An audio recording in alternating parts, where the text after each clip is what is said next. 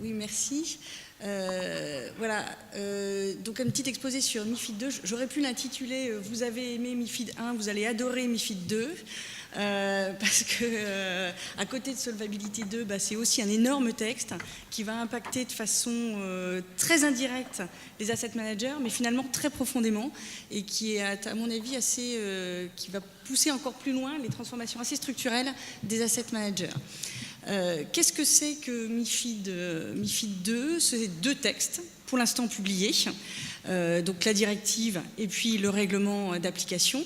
Des textes en attente aussi, bien évidemment. La communauté européenne aime beaucoup cracher de la copie. Et puis, c'est deux piliers. Une partie marché, une partie protection de l'investisseur. Aujourd'hui, on va faire un focus sur la partie protection de l'investisseur. Toutefois, la partie marché va impacter les asset managers en tant que consommateurs de brokerage, qu'en tant que clients et intervenants sur les marchés financiers. Donc, il ne faudra pas oublier cette partie-là. Un petit rappel du contexte réglementaire pour vous remettre dans l'ambiance.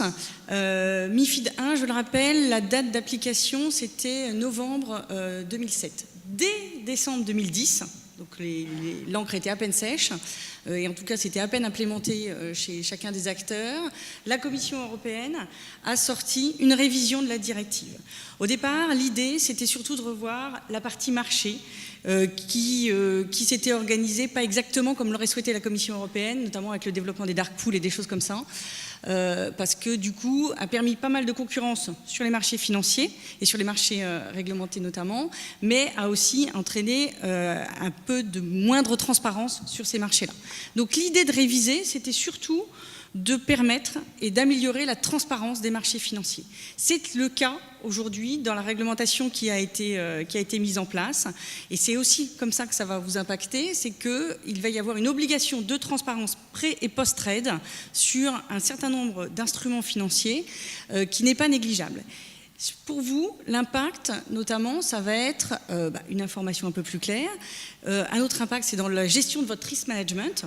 Aujourd'hui, le risk management chez les asset managers, sur certains produits, on n'a pas beaucoup d'infos, il y a beaucoup de gré à gré, voilà, c'est fait un petit peu au doigt mouillé.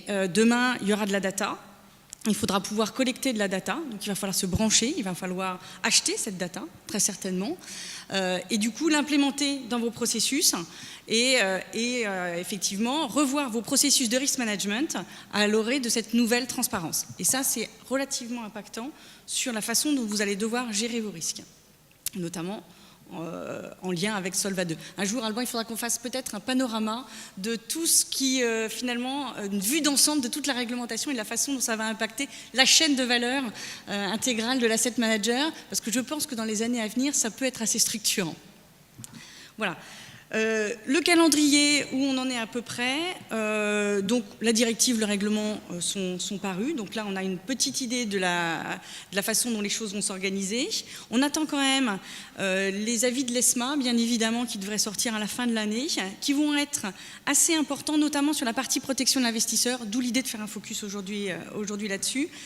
Parce que si sur la partie marché, il y a déjà pas mal de choses qui sont dans le niveau 1, pour la partie protection de l'investisseur, l'ESMA s'est chargée, ou je sais pas, elle a pris comme mission, effectivement, d'aller un peu plus loin que le texte de niveau 1 dans la protection notamment du retail, mais pas que.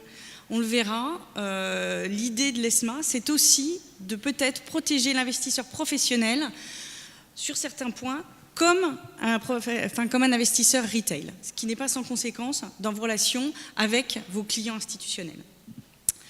La mise en œuvre de tout ça, c'est fin 2016, donc 1er janvier 2017, c'est demain, hein, on n'a pas beaucoup de temps pour se mettre en place, et je le rappelle, on n'a pas encore les derniers textes. Donc ça va aller très très vite, et les asset managers vont devoir réagir et se mettre en place très, très rapidement. Un petit focus, un petit aparté sur DIA2 dans la protection de l'investisseur.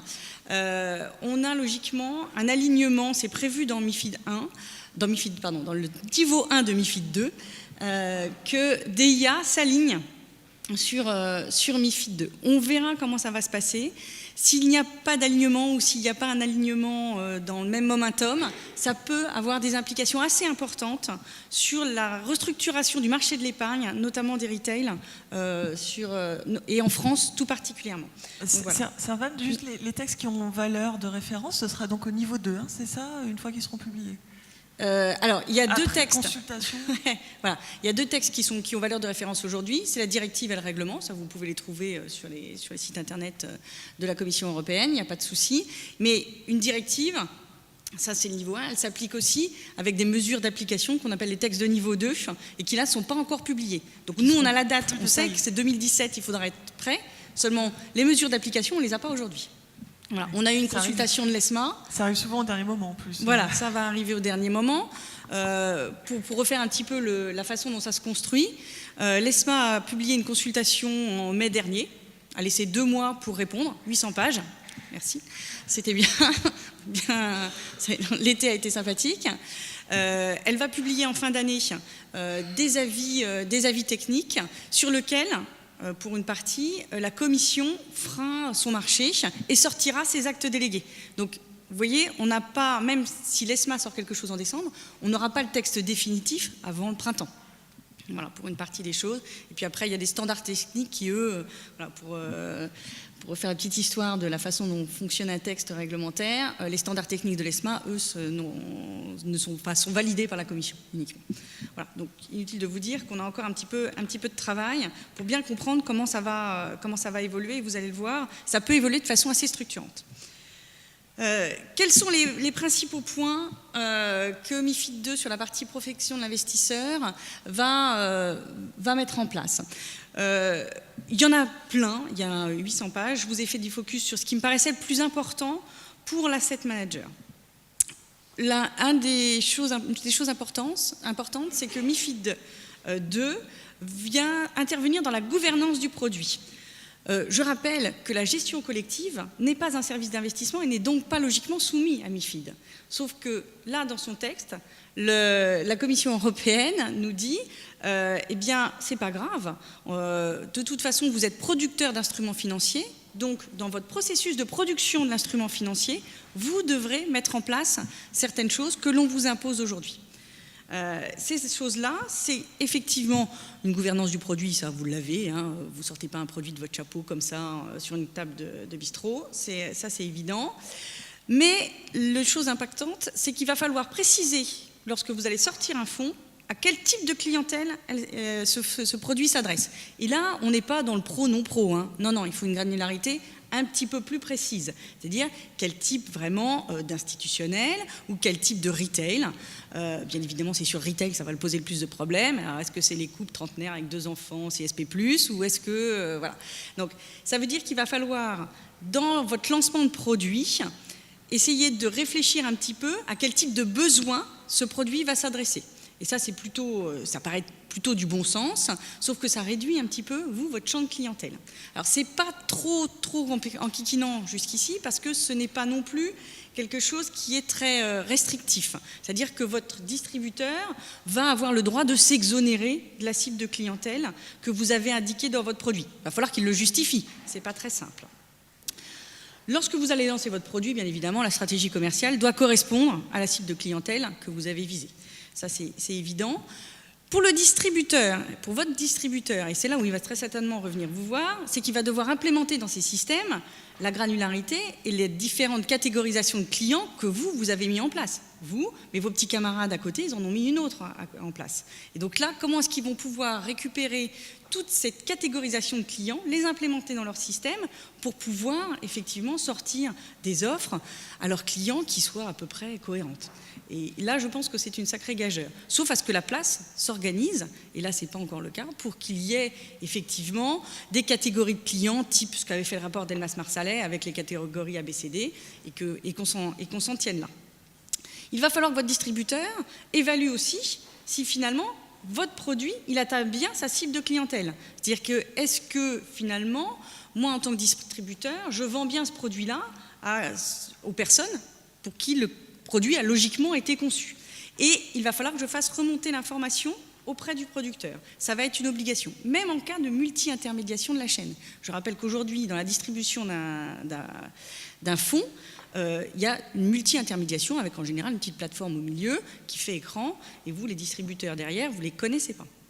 Donc il va falloir que ça remonte, il va falloir que la chaîne s'organise pour remonter.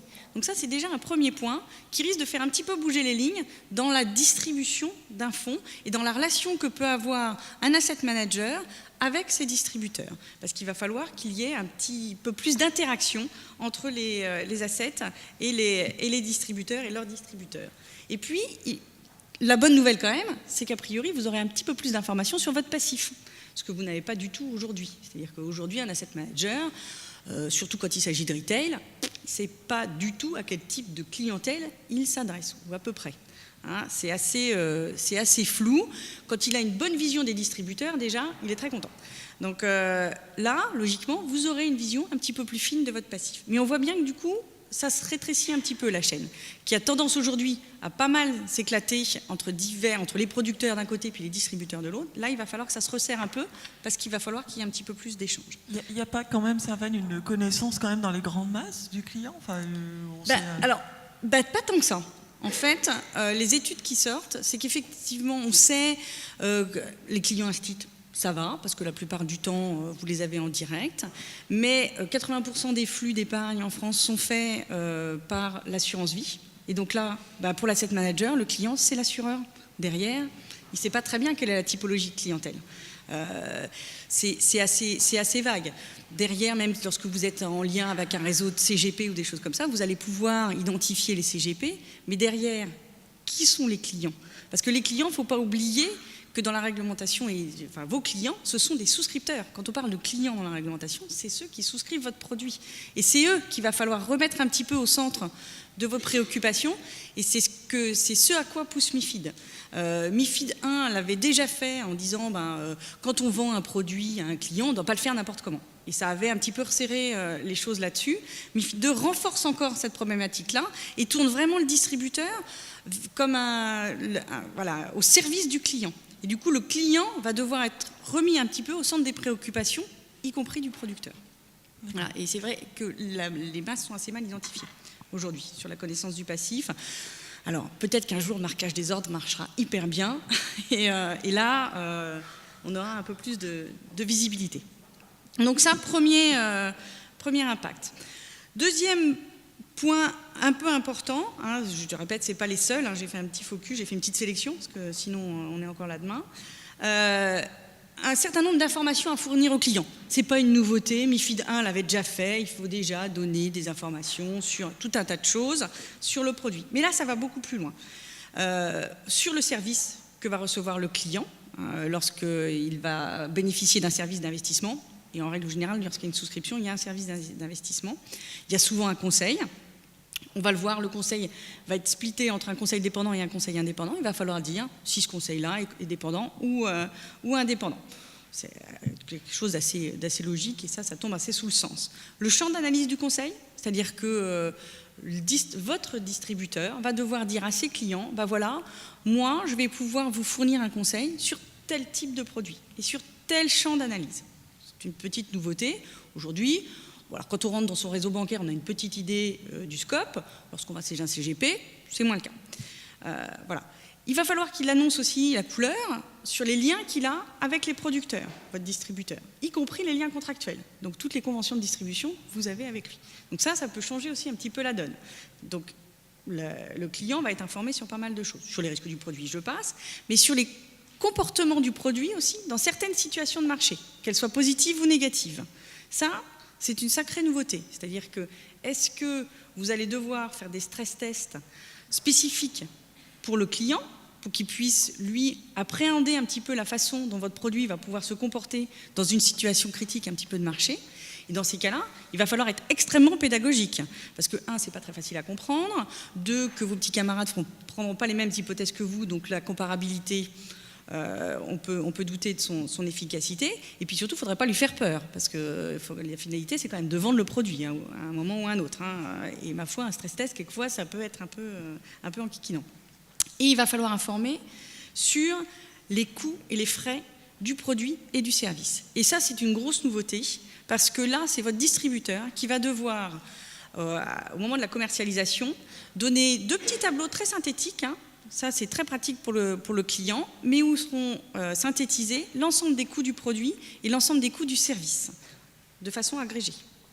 Et y compris l'ensemble des coûts de transaction, celles qui ne sont pas disclosées dans le DC, notamment. Donc ça risque d'avoir un impact assez important sur la façon dont vous, asset manager, vous allez pouvoir retransmettre cette information-là, que vous n'avez pas ex post, hein, je le rappelle, à vos distributeurs, et sur lequel vous allez devoir informer, ce qui n'est pas du tout évident. Et là, je ne donne pas cher de la peau des commissions de mouvement, hein, parce que pour une comparaison internationale, ça va poser un petit problème, même si les autres ont leurs petits zakouskis aussi, hein, ils ont leurs petites choses à eux de façon évidente aussi, mais là, la commission de mouvement, elle va quand même être dans le scope, et ça va devenir un petit peu compliqué. Et puis, il va falloir donner l'impact de l'effet cumulé de ces coûts sur l'investissement du client. Et là, tout au long de la durée de vie de l'investissement. C'est-à-dire qu'aujourd'hui, lorsque vous avez un client qui souscrit, le distributeur va lui donner des informations au moment de sa souscription, très bien. Quand il lui envoie un truc une fois par an, après, c'est pour le retail, le retail est gâté. Ce n'est pas toujours le cas. Maintenant, demain, ce que propose l'ESMA, c'est que lui soit envoyé une fois par an, comme c'est le cas sur les frais bancaires, eh ben, les frais qu'il aura payés de façon directe ou indirecte sur son investissement en termes d'instruments financiers. Et donc ça veut dire aussi eh ben, de l'information et des workflows, et des flux d'informations entre vous, asset manager, et les distributeurs, de façon à pouvoir actualiser cette information-là. Je rappelle que le DC, il est donné qu'avant la souscription. C'est un document précontractuel. Une fois que vous avez souscrit le fonds, le DC, vous ne le voyez plus. Vous ne voyez plus d'actualisation du DC. Donc, c'est comme si vous deviez renvoyer chaque année un DC avec une petite présentation des frais un petit peu différente, mais à vos souscripteurs. Voilà. Servane, juste pour les commissions de mouvement, vous disiez, ce qui est quand même une structure très importante de revenus en France, oui, pour les asset managers. Donc pour vous, ça va tendre à disparaître, ou c'est juste qu'il faut le détailler ou... Alors, ça ne va pas être facile de supporter la comparaison internationale lorsque vous allez afficher des commissions de mouvement qui sont prises nulle part ailleurs. C'est surtout les institutionnels qui vont voir ça. Les institutionnels, ils le savent déjà. Hein. Très franchement, je ne pense pas que ce soit une surprise pour les institutionnels de découvrir la commission de mouvement. Enfin, sinon, je m'inquiète beaucoup pour les institutionnels. Mais donc ça, je pense que ce n'est pas sur les institutionnels que ça va impacter, c'est sur le retail qui va découvrir qu'effectivement, qu'à chaque fois qu'il y a un petit peu de mouvement sur son portefeuille, il y a des commissions de mouvement qui sont prises, qui sont réparties entre le teneur de compte et la société de gestion. Et ça, c'est quelque chose dont il n'a pas forcément idée comme coût indirect sur la rentabilité de son produit, parce que c'est pris sur le fond, ce truc-là. Et comment on l'explique ? C'est mon côté un peu journaliste, on va dire, mais moi, j'ai jamais compris vraiment pourquoi on avait gardé ces commissions de mouvement et que c'était si spécifique à la France, en fait. Alors, pourquoi ? C'est une bonne question. C'est un peu hors-jeu. Mais bon. Je crois que nos petits amis étrangers se les posent aussi. Disant, mais pourquoi vous gardez les commissions de mouvement ? Je pense que c'était aussi une façon de baisser les frais de gestion en mettant des frais sur les transactions et de donner un petit peu de valeur ajoutée aux gérants qui faisait, alors pas tourner son portefeuille parce qu'effectivement la dérive ça peut être ça, mais qui était un peu actif sur son portefeuille, et qui va du coup récompenser le gérant qui fait son boulot par rapport à un gérant qui serait complètement passif. Voilà. Je pense que l'idée derrière les commissions de mouvement, c'est ça. C'est de dire, on s'occupe quand même du portefeuille, on n'a pas investi, puis après, ciao. Donc c'est cette idée-là qui sous-tend aux commissions de mouvement. Alors ça peut être un bon point pour les asset managers français, puisque hier, je lisais dans le FT que justement l'ESMA allait regarder les faux fonds actifs Oui, en Europe. Ce sont les grosses études qui sortent en ce moment, effectivement, sur le coût de la gestion active. Ouais. J'espère que ce serait une bonne nouvelle pour les gérants français. J'en suis pas certaine, parce que les niveaux de frais, et alors on y reviendra peut-être tout à l'heure, mais on voit bien qu'une des conséquences de la RDR, donc qui est un petit peu le laboratoire européen pour l'implémentation de MiFID protection de l'investisseur, ce à quoi ça a conduit, c'est une érosion des frais de gestion, notamment sur la gestion active, puisque vont se retrouver totalement en concurrence, et plutôt saine d'ailleurs, on pourrait le dire sur le papier, c'est plutôt ça, les ETF et la gestion active. Et là-dessus, la gestion active aujourd'hui, dans les conditions de marché, elle n'est pas forcément gagnante, voilà, parce qu'elle coûte assez cher. D'accord, très bien. On me fait signe que le temps Oui, avance, le temps passe, donc j'accélère voilà. parce que j'ai pas vu. Donc voilà, donc une information très abondante pour le client et encore plus abondante que MiFID 1. Le gros de la problématique de MiFID 2, c'est les inducements, ce qu'on a appelé les inducements. Alors j'évite d'utiliser ce terme-là d'abord parce que c'est très péjoratif en anglais, et puis que ce n'est pas uniquement les rétros. On a souvent associé inducement et rétro, et ce n'est pas le cas.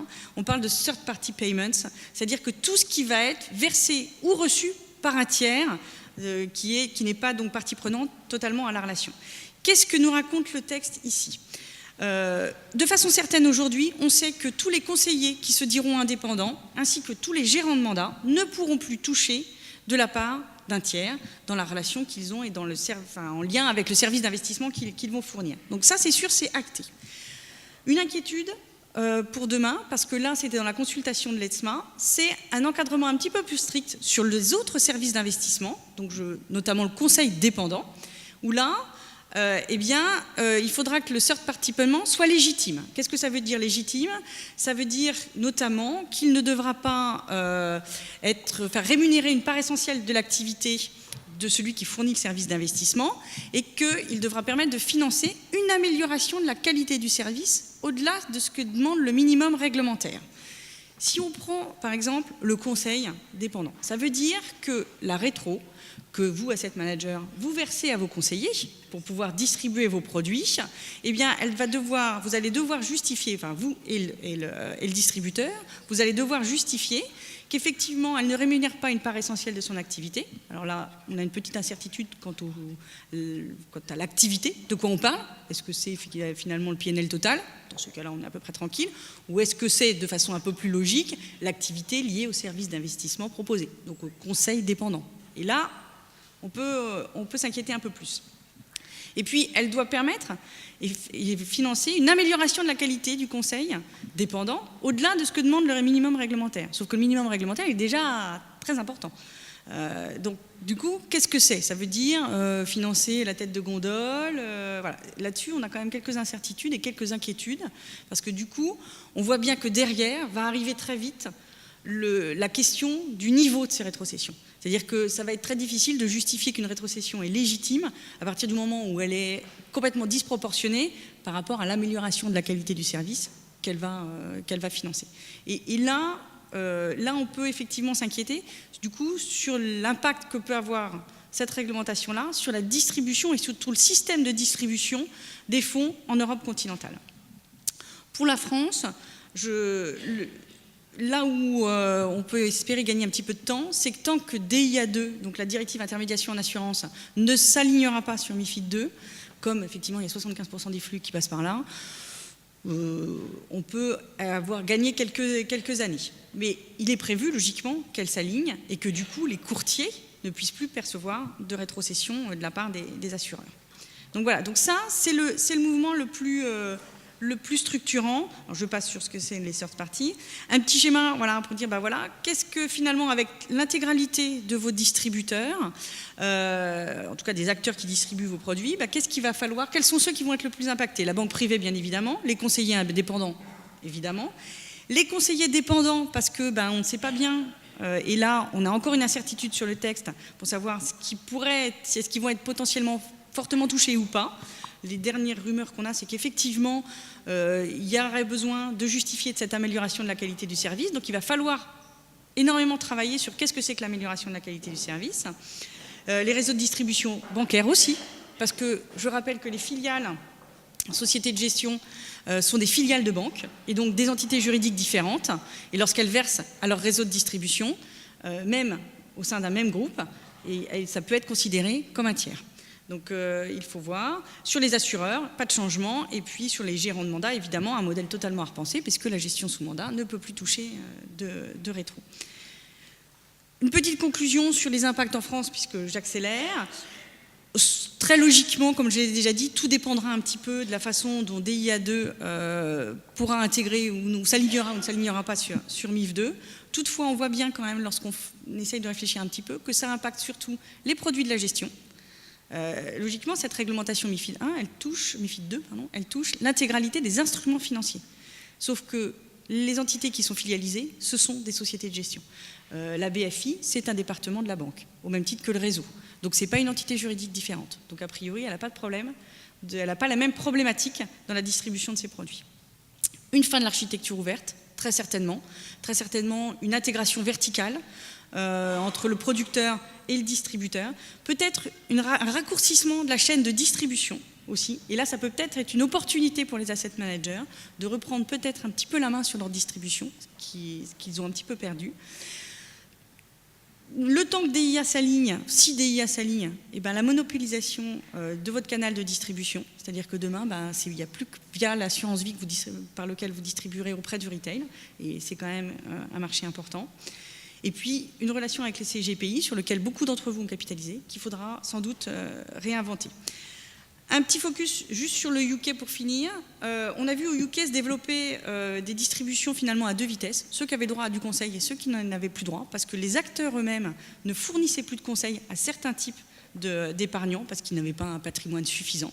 Et du coup, se sont développés ce qu'on appelle des financial planners, qui vont donner des petits éléments au retail pour pouvoir constituer son portefeuille. Et l'aider à faire son do-it-yourself derrière et son petit portefeuille à le constituer tout seul.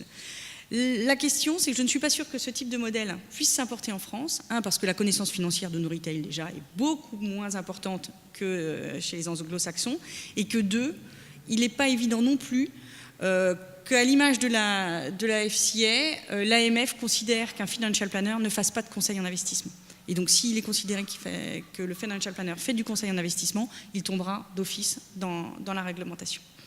Voilà, donc de grosses incertitudes sur la distribution. Donc, au final, on voit bien que toute la chaîne, que ce soit côté gestion de l'actif avec Solva 2 ou distribution des produits avec MIFID 2, il y a beaucoup de changements en perspective. Voilà, merci beaucoup. Merci Servane. Juste, je crois qu'Alban voulait juste rajouter une petite remarque par rapport à ce que vous disiez. Allez-y Alban, assumez. Une petite question. Tout à l'heure, donc sur les coûts, sur les commissions de gestion, on sait aujourd'hui qu'un tiers des sociétés de gestion sont plutôt déficitaires. Donc quel est l'avenir de l'industrie de la gestion française face à tout ça? Écoute, c'est une bonne question. Moi, depuis 2007, je dis c'est pas possible, ça devrait se consolider, notamment en France. Enfin, c'est très atypique. Le marché français, avec 600 sociétés de gestion, c'est déjà une situation à part. Je suis étonnée qu'il y en ait encore autant.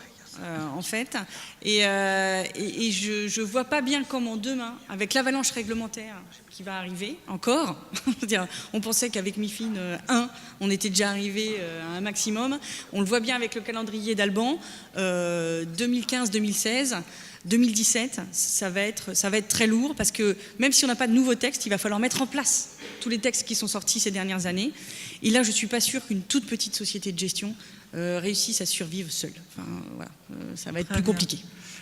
Merci, ce sera la conclusion.